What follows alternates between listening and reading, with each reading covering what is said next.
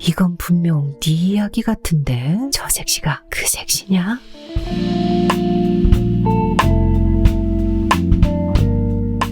비극의 문.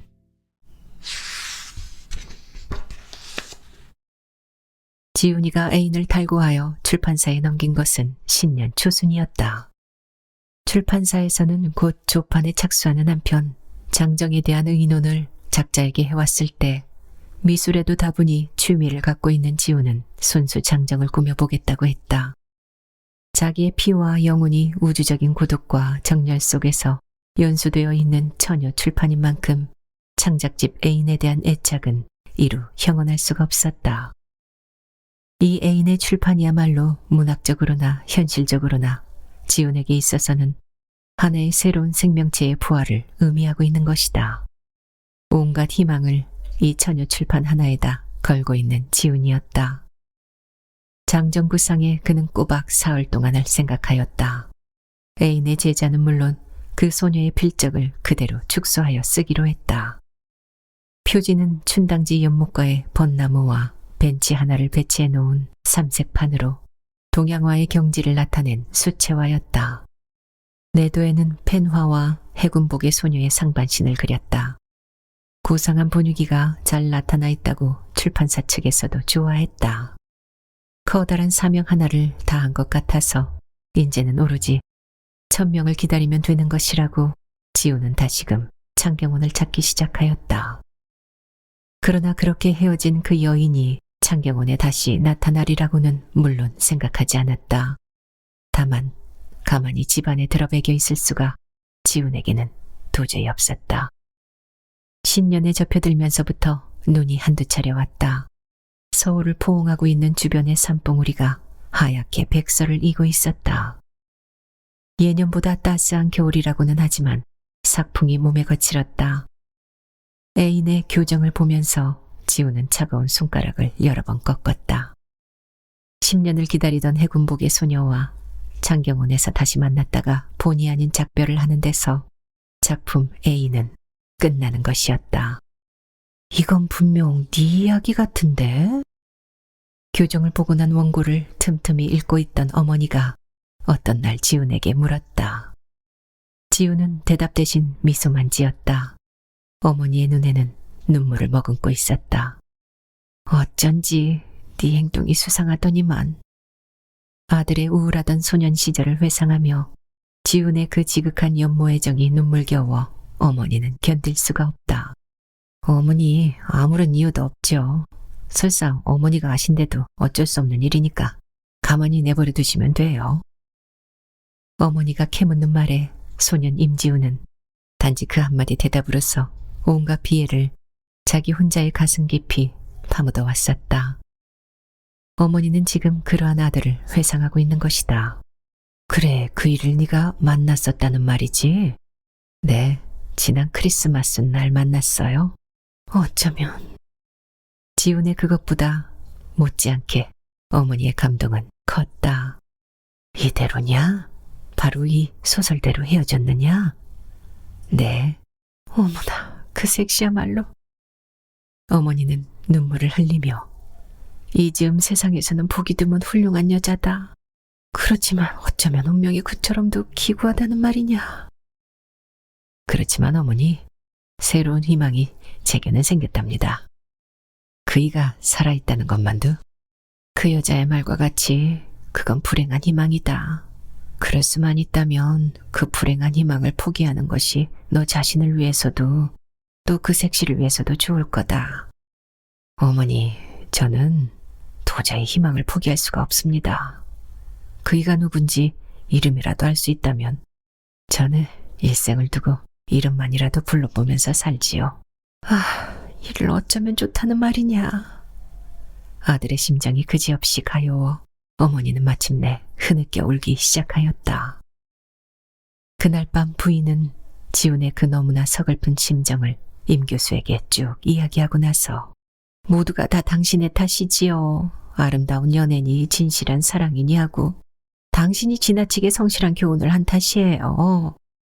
여자 관계들 좀 더 재치 있게 처리하도록 교훈을 못 시킨 당신에게 죄가 있어요. 임 교수는 깊은 신음소리를 내며 담배만 퍽퍽 피워댔다. 저처럼 심각하게만 생각하다가는 이제 꼭 건강을 해치고 누울 거예요. 하는 수 없는 노릇이지. 어떡하겠소. 교단에서 하는 이야기와 집에서 하는 이야기를 가려서 할 수 없는 노릇이 아니오. 임 교수의 생각은 확고부동한 그것이었다. 그러나 지난번 연애 강좌 때 복도를 걸으면서 교목과장과 나눈 한마디가 불쑥 생각 키웠다. 연애 문제들 처리하는 데 있어서 재치도 없고 또 자존심도 내세우지 않는 학생, 대단히 위험하지요. 잘하면 사랑의 순교자가 되지만 잘못하면 일생을 망칠는지도 모르니까요. 그런 학생에게는 내 강의가 다소 지나친 영향을 줄는지도 모르지요. 그런 의미에 있어서 젊은 학생들 앞에 나서서 뭐라고 떠들기가 점점 더 무서워집니다. 그러한 우려가 자기 아들 지훈에게 왔다. 그러나 부인처럼 임 교수는 떠들어대지는 않았다. 좀 더 두고 봅시다. 두고는 보지만도 제가 아들의 성미를 누구보다도 잘 알고 있는 부인으로서는 이 사건으로 말미암아 꼭 무슨 불행한 일이 일어날 것만 같아서 좀처럼 마음이 놓이지가 않았다. 마음이 놓이지 않는 것은 임 교수도 마찬가지였다. 성실하면서도 아들에게 예술가적인 꽁한 일면을 다분히 지니고 있는 것이다. 그러한 일면이 임 교수 내외에게는 자꾸만 마음에 걸리기 시작했다. 성남과의 결혼 생활만 원만히 갔던들. 지훈의 마음을 돌이킬 수도 없을 것이라고 부인은 별의별 생각을 다 해보는 것이다. 색시편에서는 머지않아서 결혼을 하는 몸이라는데 그렇게 되면 지훈이만이 가엾어지지요. 아마도 지훈은 일생 결혼할 생각은 안 할 거예요. 세월이 흐르면 마음도 흐르는 거요. 지나치게 걱정할 필요는 없어. 좀 더 두고 봅시다. 그렇다면 좋지만도 그 애가 성남과 결혼할 생각을 한 것도 결국은 세월과 함께 마음이 흘러간 증거니까요. 글쎄, 그렇다면야 오죽 좋아요. 어쨌건 당신이 잘 보살펴 보구려. 지훈의 감정이 어떻게 돌아가고 있는지. 결국은 임 교수도 적지 않게 걱정을 하고 있는 것만은 사실이었다. 이상과 현실의 괴리에서 오는 공백지대에 임 교수는 지금 서 있는 것이다.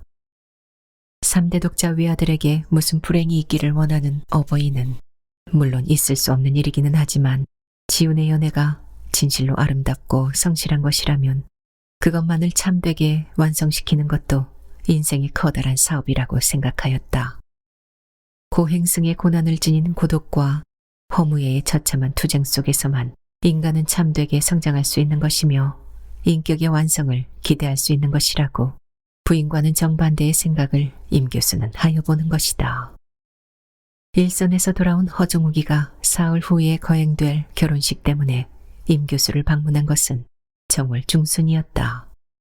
주례 청탁을 임 교수는 쾌히 승낙하고 그날은 가족 전부가 참석하겠다는 호의까지 보였다. 오진국 씨의 정중한 편지를 허정욱은 갖고 왔다. 결혼식은 오후 2시 운영궁 예식장에서 거행되었다. 날씨는 푸근했으나 한방눈이 소복소복 내리고 있었다. 정오를 조금 지난 무렵에 허중령의 운전수가 지프차로 오진국 씨를 모시고 안국동 이막중 교수를 방문하였다. 오진국 씨와 이막중 교수의 초대면이 거기서 벌어졌다. 벌써부터 찾아뵈었을 것을 자유롭지 못한 몸이라 서신으로만 실례하였습니다.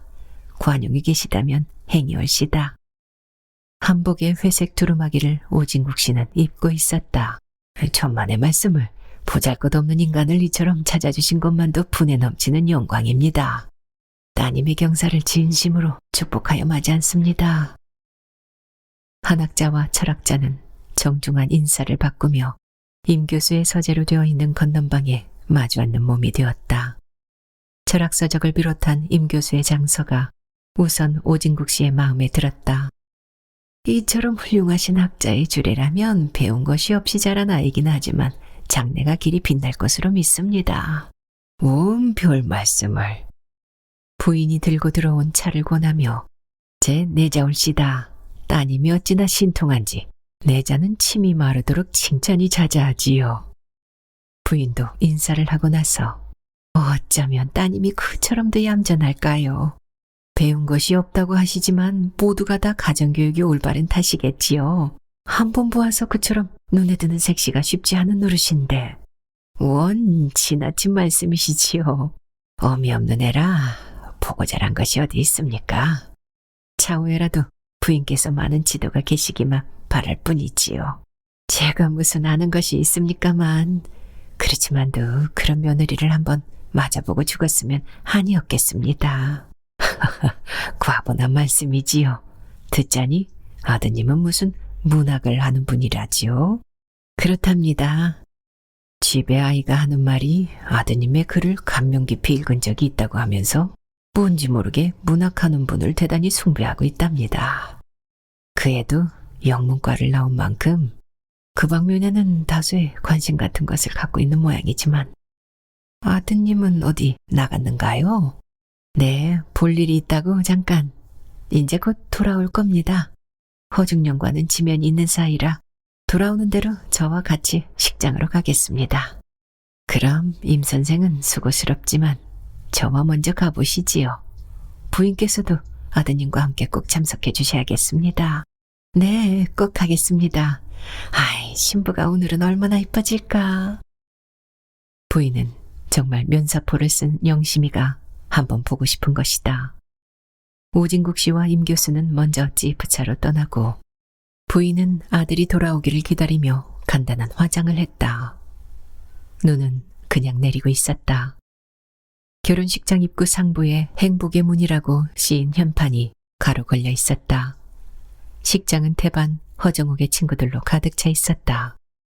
모두가 다 군인이었다. 오진국 씨의 편지에서는 월남에 온 제자가 몇 사람 참석했을 뿐 반드시 축사를 해야만 하겠다던 유민호는 청첩을 내지 않은 탓으로 소식을 모르고 있는지 보이지 않았다. 영심이와 약혼이 해소된 후 유민호는 뻔뻔스럽게도 오진국 씨를 한번 찾아와서 경제적인 원조를 그냥 계속하겠다는 말을 했을 때 오진국 씨는 나를 어떻게 보고 하는 말이냐고 지금까지 받아온 혜택만도 갚을 길이 묘연하다 하여 그것을 강경히 거절하였던 것이다. 그 후로는 통 발길을 끄는 유민호였다. 화환과 화분이 적당히 식장을 장식하고 있었다.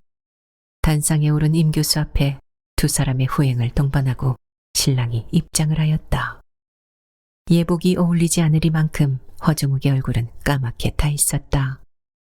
군모를 썼던 탓으로 아마 절반이 희끄물에 타다 남아 있었다.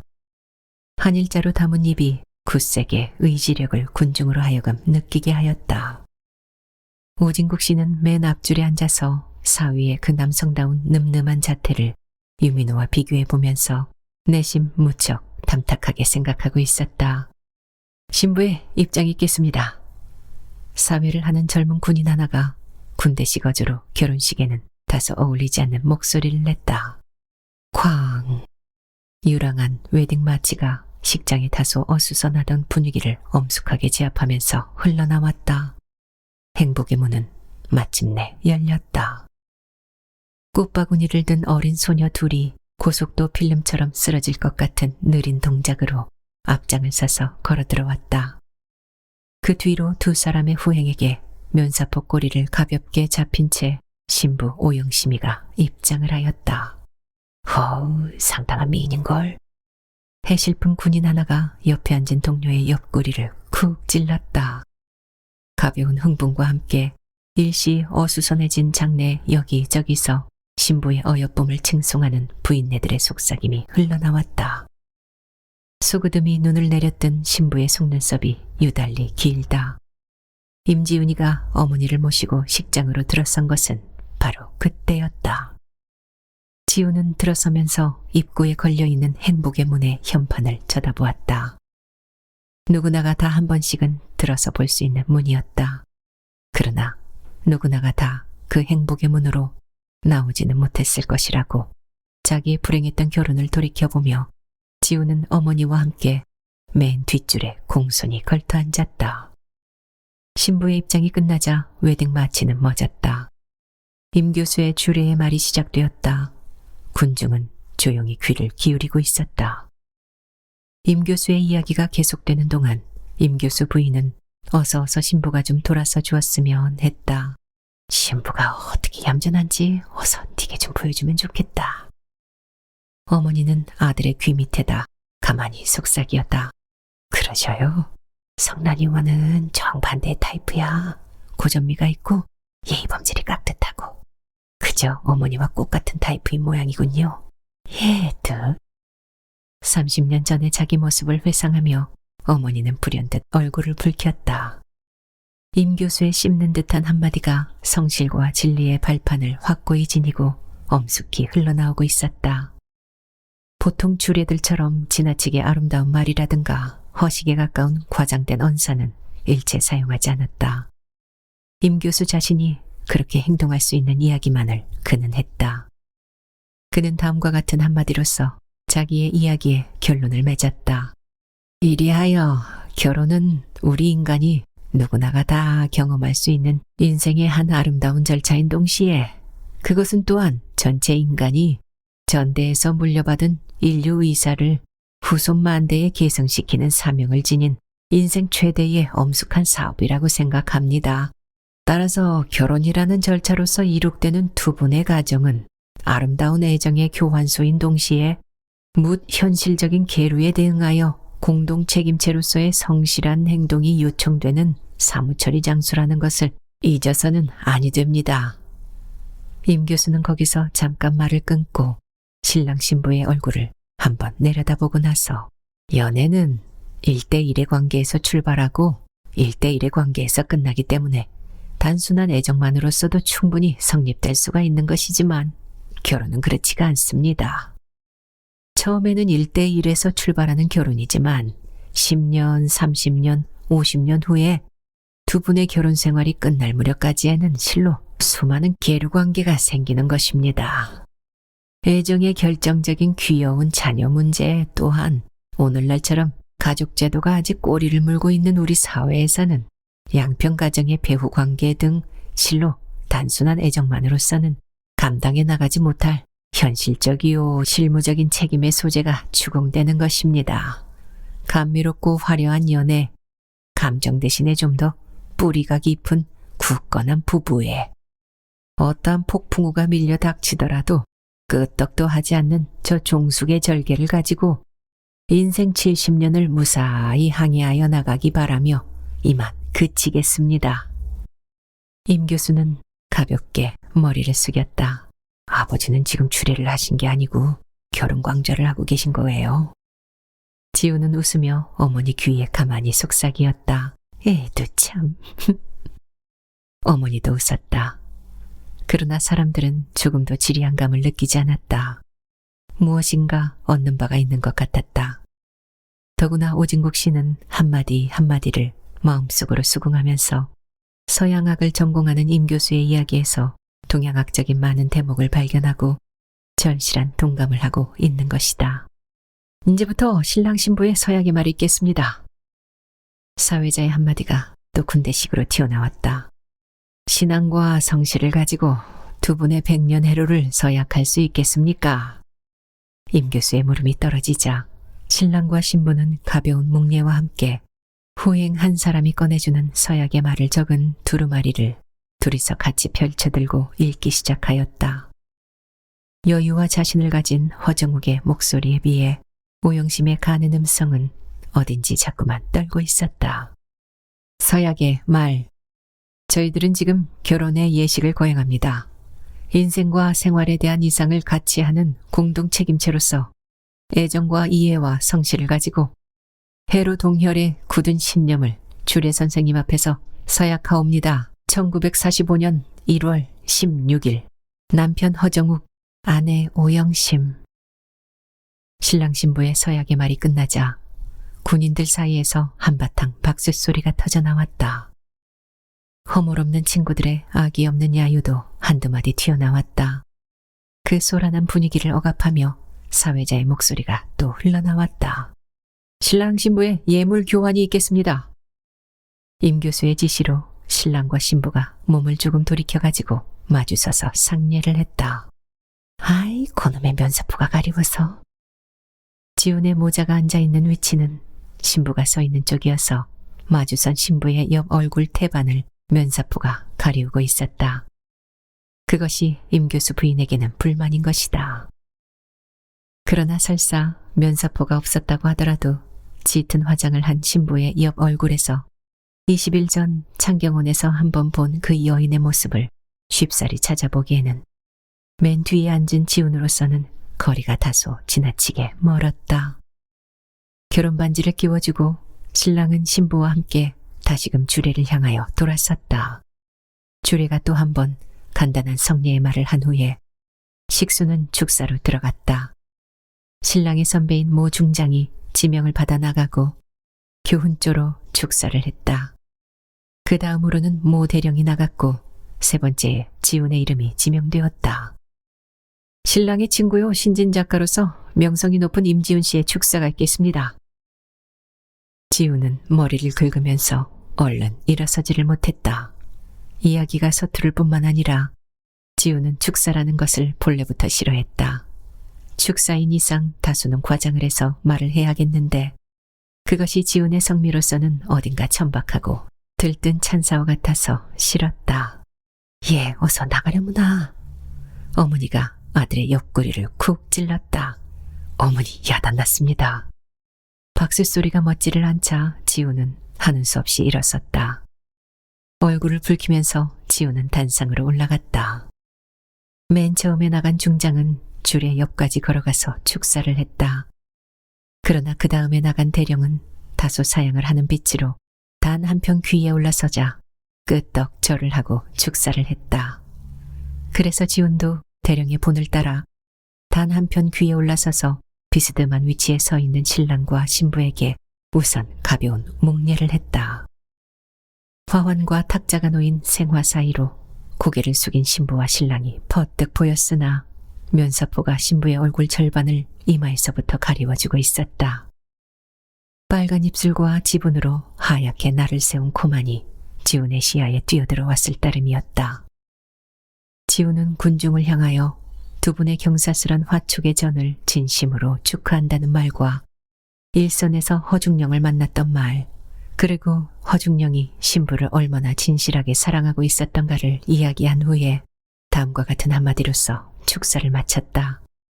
오늘 제가 이 빛나는 자리에 참석할 수 있는 영광을 가진 것은 물론 두 분의 다행한 화혼을 축하하려는 심정도 절실한 바 있기 때문이지만 아까 신랑 신부가 합성으로서 낭독한 서약의 말을 이 귀로 분명히 들은 하나의 증인이 되고 싶은 심정도 또한 절실했기 때문이었습니다.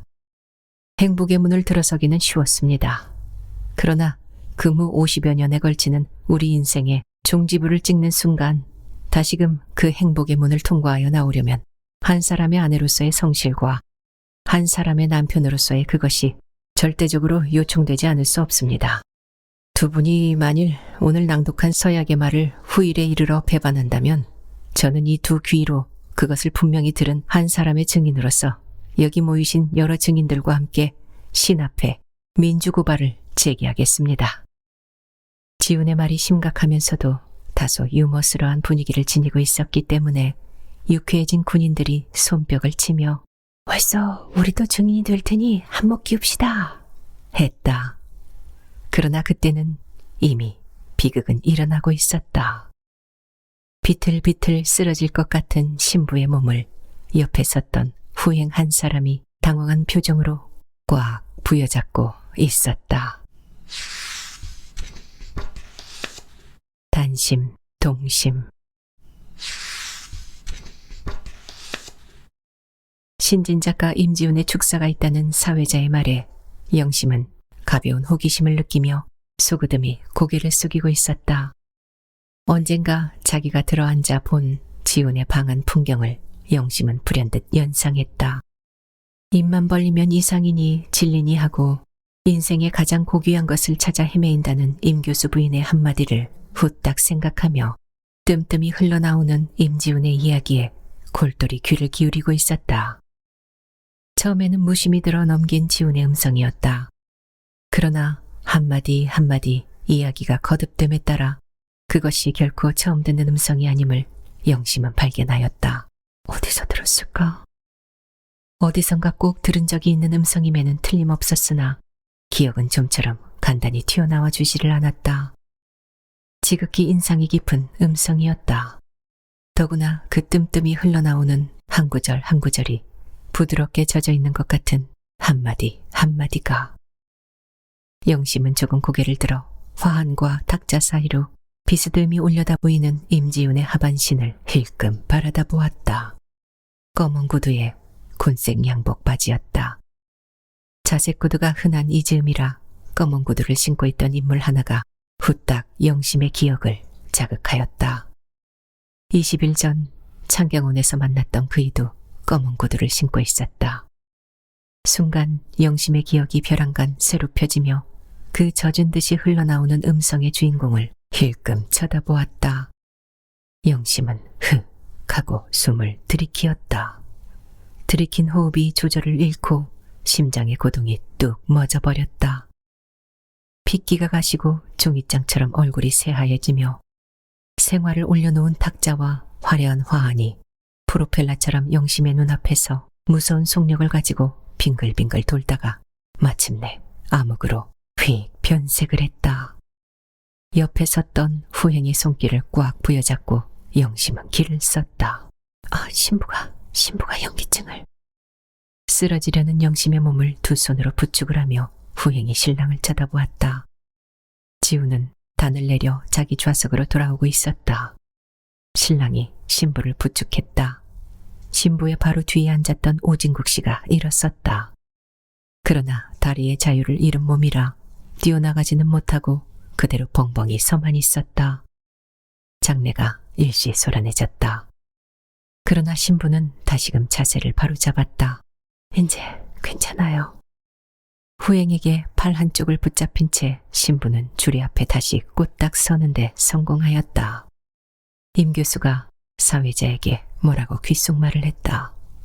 사회자는 수긍을 하며 축사하실 분이 많으실 줄 믿습니다. 그러나 신부의 건강이 다소 우려되므로 이상으로서 축사는 끝막기로 하겠습니다. 뒤이어 임 교수의 간단한 인사의 말이 있고 피로연에는 한 분도 빠짐없이 참석해달라는 사회자의 말이 있은 후 웨딩 마치와 함께 신랑 신부는 퇴장을 했다. 포즈만이 아니라 신랑은 신부의 팔을 꽉 부축하고 질색의 테이프 밑을 천천히 걸어 나오고 있었다. 그러나 제2의 비극이 이번에는 임지훈 편에서 일어나고 있었다. 자기의 눈앞으로 한 걸음 한 걸음 걸어 나오고 있는 신부의 얼굴을 정면으로 바라보는 순간 신부에게서 일어난 것과 똑같은 현상이 지훈의 심신을 습격하고 있었다. 얘야. 아들의 팔목을 부여잡으며 아들의 몸무게를 감당하지 못하고 임 교수 부인은 지훈과 함께 걸상에 다시금 펄썩 주저앉았다. 신랑 신부의 퇴장이 완전히 끝날 때까지 지훈 모자는 손님들이 거지 반 흩어진 식장 맨 뒤에 그대로 앉아 있었다. 이렇듯 혹심한 타격을 준 원인이 무엇인가를 이미 짐작하고 있었다. 저희가 그이냐? 아들의 헬쑥한 얼굴을 들여다보면서 어머니는 놀라 물었다. 그러나 지우는 대답을 않고 신부가 사라진 문 쪽을 멍하니 바라보고 있었다. 완전히 얼이 빠져 있었다. 사람이 미쳐나가는 것이 바로 이런 순간인 양 싶어서 어머니는 무섭다. 그래서 창왕이 아들의 팔을 흔들며 얘야, 말을 해라. 어머니에게는 이야기를 해야 한다. 저 색시가 그 색시냐?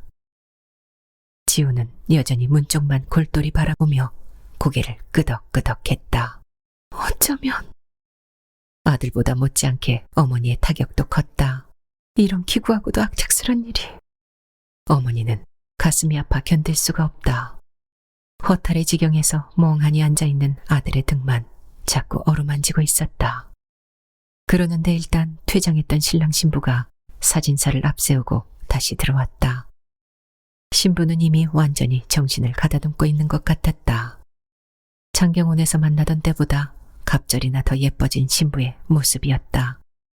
주례를 중심으로 한 가족 사진을 우선 그들은 찍었다. 손님들은 피로연으로 모두 다 밀려가고 식장에는 지운 모자를 합하여 10여 명의 인척들이 서성거리고 있었다. 신랑 신부 둘이만이 이윽고 사진사 앞에 섰다. 사진사가 포즈를 고치고 있는 동안 정면을 향하고 있던 신부의 시선이 멀리 뒷줄 임교수 부인 옆에 묵묵히 앉아있는 지훈의 모습을 마침내 붙들었다. 사진사의 어깨 위에서 두 줄기의 시선과 시선이 무섭게 부딪혀버렸다. 순간 오들오들 떨고 있던 신부의 눈동자가 얼른 방향을 고치며 우수의 빛이 후딱 얼굴을 덮었다. 어머니에게 잡힌 채 떨고 있는 손길에 지우는 힘을 주며 천사 같지요? 했다. 어머니는 대답을 못하고 자꾸만 뜨거워오는 눈시울을 꾹꾹 누르고 있었다. 천사 같으면 뭘 하니? 어머니의 목소리가 울먹울먹 눈물을 머금고 있었다.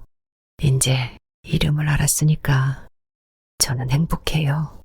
모르고 있는 편이 차라리 낫었지. 우영심. 이름도 예쁘지요? 이쁘면 뭘 하니? 남의 사람이 됐는데. 어머니는 마침내 손수건으로 두 눈을 덮었다. 예, 이제 나가자. 자꾸만 솟구어 나오는 눈물을 처치할 바가 없어 어머니는 아들을 재촉했다. 조금만 더 앉아있어요. 일어서려는 어머니의 치마귀를 지우는 어린애처럼 잡아당겼다. 어머니, 사진 한 장 꼭 얻어주세요. 아버지께 한 장 보내주겠지. 사람이 없으면 흐느껴 울고 싶은 어머니의 딱하디딱한 심정이었다. 예, 누가 불라 눈물을 씻어라. 지훈의 눈꼬리에 메어달린 맑은 물방울을 보고 어머니는 얼른 자기 손수건을 아들의 손에 쥐어주었다. 이윽고 사진이 끝나고 지훈이가 눈물을 거두었을 때 허정욱은 성큼성큼 지훈 모자의 앞으로 걸어왔다. 이명, 좋은 축사를 해주어서 감사하오. 그러면서 커다란 손길을 지훈의 앞에 내밀었다. 축하합니다. 어머니와 함께 의자에서 일어서며 지훈은 허정욱의 내밀은 손을 잡았다. 사모님, 어려운 길을 와주셔서 고맙습니다. 허정욱은 또 임교수 부인에게 인사를 하고 자기 등 뒤에 수그듬이 서 있는 영심을 돌아다보며 말했다. 사모님이 오셨어. 인사를 하시오. 고개를 조금 들다가 말며 영심은 정중히 허리를 굽혔다. 어쩌면 천사같이 이쁘담. 긴 말을 이어나갈 기력이 부인에게는 없다. 다소 빨개진 눈을 감추기 위해서 부인은 연방 외면을 했다. 그리고 이분이 늘 말하던 임지훈 씨, 신 앞에 민주고발을 하시겠다는 분이요. 인사를 하시오. 순간 영심의 전신이 부르르 경련을 일으켰다. 태어나려고 노력을 하면 할수록 몸의 중심이 자꾸만 이그러진다. 소그듬이 숙였던 고개를 그대로 조금 더 숙여 영심은 가까스로 인사를 했다. 축하합니다. 지훈의 음성은 떨고 있었다. 쓰러질까 싶어서 어머니가 아들의 팔굽이를 몰래 부축했다. 고개를 숙인 친부의 모습을 지훈의 두 눈동자가 무섭게 핥고 있었다.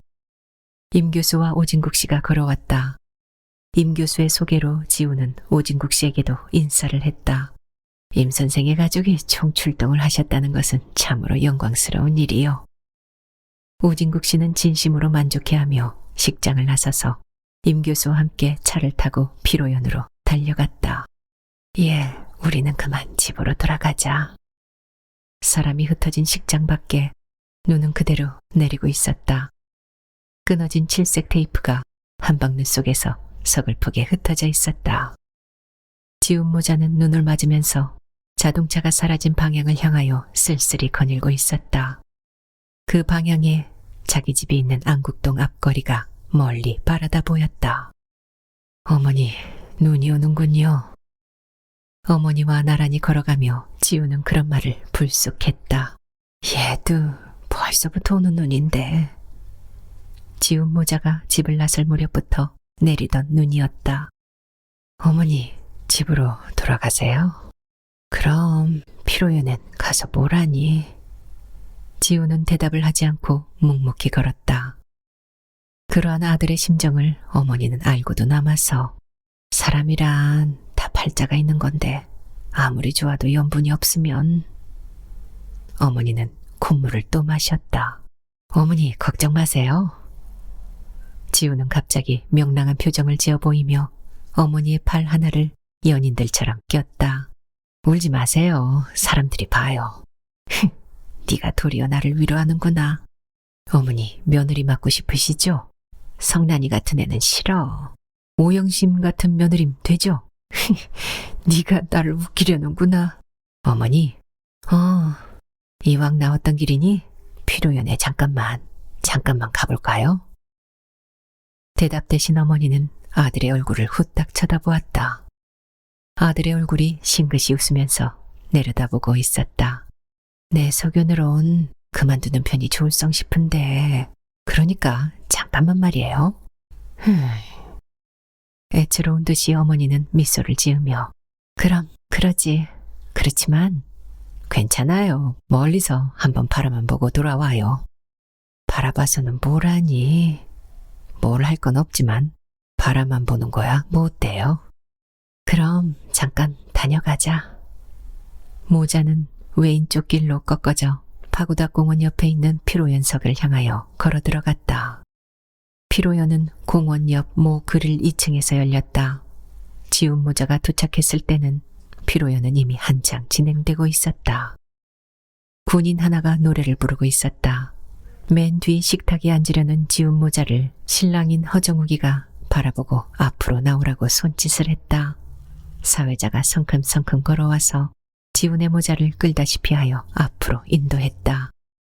신랑과 신부를 중심으로 하여 남녀 후행들과 주례인 임교수, 오진국 씨, 그리고 영심의 할머니가 마주 앉아 있었다. 그 마주 앉게 된 중앙에 자리가 둘 비어 있었다. 지훈 모자를 위하여 신랑이 특별히 남겨놓은 좌석이었다. 지훈은 신랑과 마주 앉았고 어머니는 신부와 마주 앉는 몸이 되었다. 사모님 어딜 가셨댔어요? 허정욱은 손수 요리 접시를 지훈 모자 앞으로 옮겨 놓았다. 그저 잠깐 눈이 하도 소담스럽게 와서. 아, 그럼 걸어오셨군요. 어머니는 쓸쓸히 웃었다. 아무것도 모르는 임 교수는 오진국 씨와 활락한 담소를 나누면서 잔을 나누고 있었다. 자, 임용 한 잔. 어째 원기가 없어 보이는데? 허정욱은 잔을 들어 지훈에게 권하며 근심스런 표정을 지었다. 아, 신혈이 좀 나서? 감기 아닌가? 그렇지만 한 잔 들면 괜찮을 거요. 지훈은 잔을 받아만 놓고 자기 잔을 허정욱에게 권했다. 그럴 수야 있겠소. 이명이 축하주를 안 드는데 내가 어떻게. 그래서 지훈은 허정욱과 함께 잔을 들었다. 손뼉 소리가 요란히 나며 또 다른 군인이 노래를 불렀다. 장내가 다소 소란해졌다. 신부도 좀 들어야지. 임 교수 부인이 영심의 얼굴을 빤히 들여다보며 포크를 쥐어주었다. 영심은 얼굴을 붉히며 고개를 가만히 들었다. 고개를 든 영심의 시야에 지훈 모자의 모습이 휘익하고 뛰어들어왔다. 우수에 찬 지훈의 모습이었다. 절망과 희망이 한데 얼버무려진 온외의 눈동자를 영심은 보았다. 영심의 심신이 후다닥 놀라며 폭풍과 같은 경련이 왔다. 너무도 가까운 곳에 초록별의 모습은 있었다. 동시에 그것은 또한 너무도 먼 거리를 의미하고 있는 것이다. 이 불행을 모면하기 위한 창경원에서의 작별이었는데 어이하여 운명은 이 자리에 초록별의 모습을 배치하지 않아서는 아니 되었던고. 인간의 노력에는 한도가 있다. 그 한도 안에서 인간의 역사는 만들어졌다. 그 한도를 넘어선 곳에 신의 역사가 존재하는 것이다. 영심은 노력을 했다. 그리고 그 노력이 영심으로 하여금 보람을 잃게 한다면 그것은 이미 인간의 죄는 아닐 것이다. 폭풍과 같은 몸서림 속에서 영심은 자기 운명의 극치를 후딱 생각했다. 운명의 극치를 생각하는 마음은 지훈에게도 있었다. 어떠한 삶의 길도 생각할 수 없는 막다른 골목에 지훈의 감정은 지금 서 있는 것이다. 진실하고 아름다운 사랑을 추구하여 맞지 않는 단심의 불길 속에서 작가 임지훈의 감정은 동심처럼 순수해지고 있었다. 사회자의 입으로부터 임지훈의 축하의 노래가 요청된 것은 바로 그때였다. 저는 노래를 할 줄 모릅니다. 그러나 취기가 한창인 군인들의 손뼉 소리는 멈춰주지 않았다. 얘는 정말 노래를 못한답니다. 어머니가 보다 못해 아들을 위해서 변명을 했다. 이 아들의 입에서 어떻게 축하의 노래가 나올 것이냐고 어머니는 자꾸만 떠들어대는 군인들이 그지없이 미워졌다. 목을 놓아 울고 싶었다. 그때 지훈이가 조용히 일어섰다. 노래는 무슨 노래냐고 어머니가 겁을 집어먹고 아들의 손길을 와락 부여잡으며 후딱 쳐다보는데 지훈의 목소리가 무심히 흘러나왔다. 달아 달아 밝은 달아 이태백이 놀던 달아 저기 저 달 속에 개수나무 박혔으니 옥도끼로 찍어내고 금도끼로 다듬어서 초가 삼간 집을 짓고 우리 본님 모셔다가 천년만년 살고 지고 천년만년 살고 지고. 우레 같은 박수 소리와 함께 어머니가 탁 치맛귀로 얼굴을 가리웠다.